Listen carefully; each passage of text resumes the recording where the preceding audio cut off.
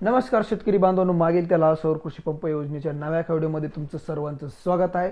शेतकरी बांधवांनो, तुमच्यासाठी खास महत्त्वाची माहिती आणि महत्त्वाचं अपडेट आपण घेऊन येत असतो आणि आजच्या व्हिडिओमध्ये आज आपण खूप महत्त्वाची माहिती देणार आहोत। ती माहिती पाहण्या अगोदर हा व्हिडिओ कुठून बघताय आणि तुम्ही कंपनी निवडली आहे का आणि चॅनलवर नवीन असाल तर व्हिडिओला लाईक करा, चॅनलला सबस्क्राईब करा आणि घंटा वाजवायला अजिबात विसरू नका।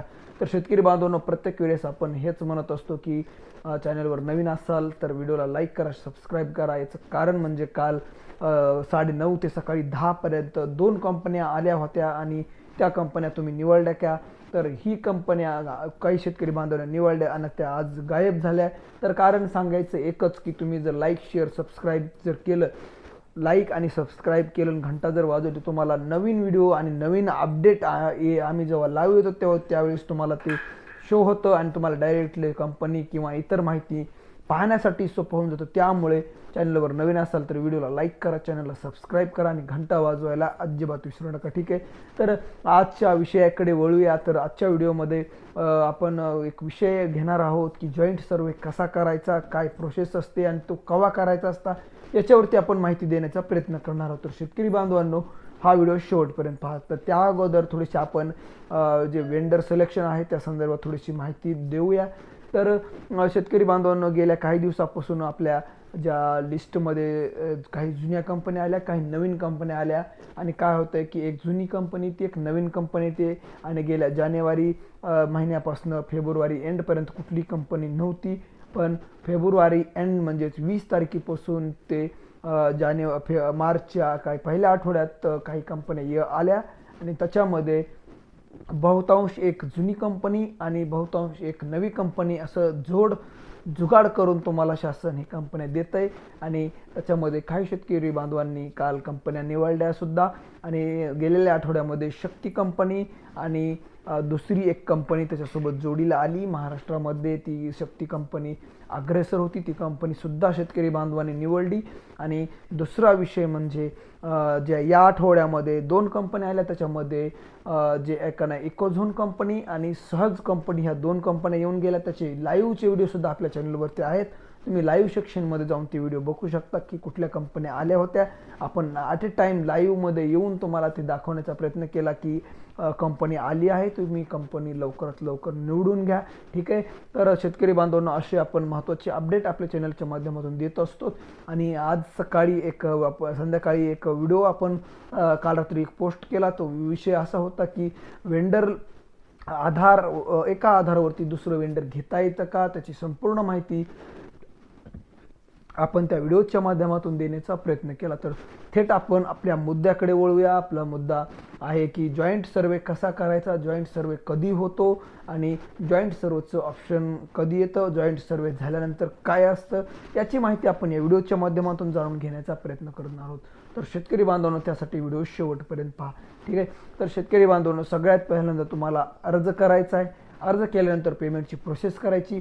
पेमेंटची प्रोसेस झाल्यानंतर तुम्हाला वेंडर सिलेक्शनचं ऑप्शन येतं आणि वेंडर सिलेक्शनचं ऑप्शन आल्यानंतर तुम्हाला वेंडर सिलेक्ट करायचं म्हणजे कंपनी सिलेक्ट करायची आणि कंपनी सिलेक्ट केल्यानंतर तुम्हाला काही दिवसानंतर तुम्हाला जॉईंट सर्वेचं ऑप्शन येतं, ठीक आहे। तर त्याच्या अगोदर तुम्हाला सेल्फ सर्वे करावं लागतं, म्हणजे तुमचं वेंडर सिलेक्शन झाल्यावर सेल्फ सर्वे करावा लागतो, ठीक आहे। सेल्फ सर्वे झाल्यानंतर तुम्हाला जॉईंट सर्वेचं ऑप्शन येतं। जॉईंट सर्वेमध्ये कोण कोण असतं, तो जॉईंट सर्वेमध्ये शेतकरी असतो, वेंडर कंपनीचा एक माणूस असतो आणि MSCBचा कर्मचारी असतो। अशा प्रकारे तिघांचा मिळून हा जॉईंट सर्वे असतो। आणि जॉईंट सर्वेला सुद्धा तुम्हाला मॅसेज येतो, तुम्हाला फोन येतो, वेंडर असेल किंवा लाईनमॅन असेल किंवा जे 2 पार्टमधलं कुणी बी तुम्हाला कॉल करू शकतो, तुम्हाला SMS सुद्धा येऊ शकतो किंवा वेंडरकडून फोन येऊ शकतो, वेंडरकडून मॅसेज येऊ शकतो किंवा MSCBकडून मॅसेज किंवा वेंडर सिलेक्शन जे केलं आहे ती कंपनी तुम्हाला कॉन्टॅक्ट करू शकते, ठीक आहे। आणि त्यांनी कॉन्टॅक्ट केल्यानंतर तुमचा जॉईंट सर्वे होतो, ठीक आहे। आणि जॉईंट सर्वेची प्रोसेस काय असते, तर तुम्हाला जे आहे मटेरियल येण्या अगोदर तुमचं जे जागा ठिकाण आहे, तुमचं सगळं अर्जाची प्रोसेस आहे ती पाहिली जाते, ठीक आहे। आणि इन्स्टॉलेशनची प्रोसेस तिथून पुढे चालू होते, ठीक आहे। आणि जॉईंट सर्वे झाल्यानंतर तुम्हाला काय करायचे की जॉईंट सर्वे झाल्यानंतर तुम्हाला जे आहे ते वर्क ऑर्डर तुमची निघते. ठीक आहे, वर्क ऑर्डर कोण काढते तर वर्क ऑर्डर MSCB काढते. MSCB का काढते तर MSCBचं काम तिथं संपतं. MSCB काय करते की वर्क ऑर्डर दिल्यानंतर ती जेवढं काम आहे, जे सोलारचं इन्स्टॉलेशन आहे ते डायरेक्टली कंपनी वेंडरकडे देते आणि आपले हात वर करते, म्हणजेच त्यांचं काम तिथं संपतं. ठीक आहे, काम संपल्यानंतर तुम्हाला MSCBचा तिथं कॉन्टॅक्ट नंबर, म्हणजे तिथं त्यांचं काम पूर्ण होतं. मग वेंडरचं जे काम असतं ते मटेरियल ज्या जागेवरती आणणं, त्याचं इन्स्टॉलेशन करणं, त्याची पूर्ण प्रोसेस करून देणं हे वेंडरकडे काम असतं. तर या वेंडरच्या प्रोसेसमध्ये सिमेंट, वाळू, खडी असेल किंवा खड्डे असतील तर ते कोण खणतात तर वेंडरच खणतो. जर शेतकऱ्याला खंदून द्यायचे असेल तर ते खंदू शकतो. अनिवार्य नाही की शेतकऱ्यानेच करून द्यावं, ते कंपनीलाच करावं लागतं, कारण इन्स्टॉलेशनची पूर्ण प्रोसेस ही कंपनीची असणार आहे. मग ते खड्डे असोत, सिमेंट असो किंवा वाळू असेल, हे पूर्ण मटेरियल आहे ते कंपनीलाच द्यावं लागतं. आणि आपल्याला काही शेतकरी बांधवांनी कमेंटसुद्धा केलं की सर सिमेंट, वाळू हे शेतकऱ्यांनी देणं अनिवार्य आहे का? तर अनिवार्य नाही. तुम्ही त्या संबंधित वेंडरला तुम्ही बोलू शकता की बाबा आमच्याकडं काय नाही, आम्ही पैसे ऑलरेडी पे केलेले आहेत इन्स्टॉलेशनचे, तर तुम्ही ते पूर्ण करून द्या, आम्हाला काही माहीत नाही असं सांगून तुम्ही तुमचं काम पूर्ण करू शकता. ठीक आहे, तर हा झाला इन्स्टॉलेशनचा मुद्दा. आणि जॉईंट सर्वे तर तुम्हाला आता आपण सांगितलं जॉईंट सर्वे कसा करायचा. जॉईंट सर्वेमध्ये 3 जण असतात, एक शेतकरी असतो, एक वेंडरचा एक माणूस असतो आणि MSCBचा कर्मचारी असतो. अशा प्रकारे तुम्हाला वेंडर आहे ते वेंडरचा एक माणूस आणि MSCBचा माणूस, आणि तुम्हाला वेंडर सिलेक्शन करण्या अगोदर तुम्हाला मेसेज येतो, फोन येतो, त्यावेळेस तुम्ही तिथं हजर राहून तो सर्वे करून घ्या. अशा प्रकारे तुम्ही माहिती या त्या जॉईंट सर्वेमध्ये करू शकता. आणि इतर जॉईंट सर्वे व्यतिरिक्त तुम्हाला कुठली माहिती पाहिजे असेल तर आपल्या चॅनलवरती खूप माहिती आहे. सोलार संदर्भात महत्त्वाचे अपडेट आहेत, महत्त्वाची माहिती आहे. आणि शासकीय योजना असतील किंवा सोलार असेल, मागील त्याला सोलार असेल, कुसुम सोलार असेल, मेढा असेल, ठीक आहे, याच्या अंतर्गत जर तुम्हाला माहिती पाहिजे असेल तर आपल्या चॅनलवरती खूप माहिती आहे, तिथे जाऊन तुम्ही व्हिडिओ बघू शकता.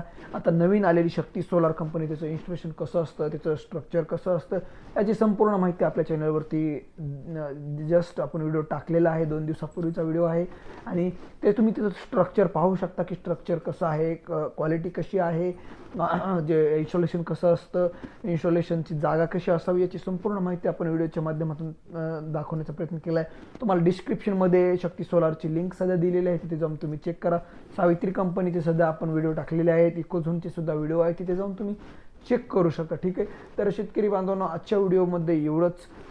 सोलार कृषी पंप संदर्भात महत्त्वाचे अपडेट आणि महत्त्वाची माहिती या व्हिडिओच्या माध्यमातून आपण जाणून घेण्याचा प्रयत्न केला. अशीच नवनवीन माहिती आणि नवनवीन अपडेट पाहण्यासाठी आपल्या चॅनलला सबस्क्राईब करा आणि व्हिडिओला लाईक करा. आणि शेतकऱ्याच्या जे शासकीय योजना असतील, पोखरा 2.0 असतील, त्याच्यामध्ये 100% अनुदानित योजना असतील, कुक्कुटपालन असेल किंवा बाजारभाव असेल किंवा याच्या व्यतिरिक्त तुम्हाला जे शेतकऱ्याच्या जे योजना असतील, अनुदान असेल, पीक विमा असेल, किसान कार्ड असेल, असे खूप आपल्याकडे विषय असतात, आपण त्या विषयावरती चर्चा करत असतो. त्यामुळे शेतकरी बांधवांनो, हा व्हिडिओ कसा वाटला कमेंट करून नक्की सांगा. चला तर मग भेटूया पुढच्या व्हिडिओमध्ये, तोपर्यंत नमस्कार.